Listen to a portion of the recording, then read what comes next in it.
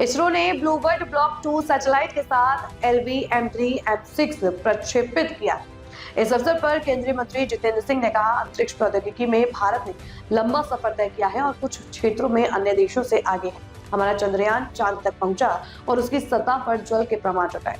भारत ने रॉकेट्स पर पूरे देशों के लिए अंतरिक्ष प्रौद्योगिकी के उपयोग का वैश्विक मॉडल तैयार किया। Once and more than enough that not only India has come on its own, we are also in many ways ahead of others. Like for example, I think the easiest example is that Americans landed a human being on the surface of moon in 1969, way back more than 50-60 years back. But today, it is our Chandrayaan which went to the moon and collected the evidence of the possibility of H2O water being there, which also gave rise to the researchers to explore the possibilities of human habitat.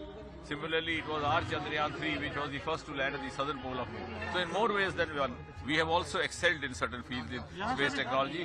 Moreover, India has created a global model of using space technology for non-rocket purposes. Of course, the rocket looks fascinating. It also makes news. In fact, rockets have given us space in media also. But in our smart city program, in our Gati Shakti program, which are now role models for the rest of the world, for our Swamitva program, so many of our infrastructure programs, space technology is very much into use. Also in the survey of India now. Who do you give credit for this success? Prime Minister has given credit to youngsters, the youth. Of course, the youngsters are there. There are a lot of ladies also in space, in our space department. You will be glad to know many of our projects are led by women. Like for example, the Aditya Solar project was led by a lady. Chandrayaan 3, the number 2 director was a lady. So that way I think it's a beautiful culture where everybody works in harmony across the gender, across the sections of society. LMV3 is called Bahubali.